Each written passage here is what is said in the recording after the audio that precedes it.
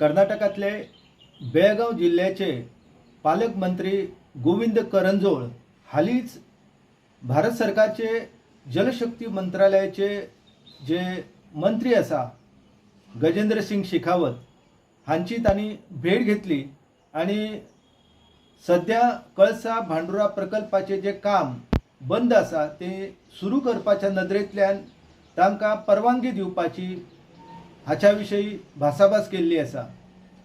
ह्या संदर्भात गोंय सरकारान ह्या विशयाची गंभीरपणान दखल घेऊन सध्या कर्नाटकातल्या कणकुंबी चोल्ला वाठारान कर्नाटकान जे सर्वेचे काम सुरू केल्ले असा त्याच परीन कालव्याचे काम करपा खातीर सॉयल टेस्टिंग मृदा परीक्षण सुरू केल्ले असा। ह्या कामाची पाहणी करून एकंदर ताचो अहवाल जो असा तो अहवाल केंद्रीय वन पर्यावरण हवामान बदल मंत्रालय जे असा आणि त्याच परी आमचे केंद्रीय जल आयोग असा हेंकां धाडप गरजेचो असा।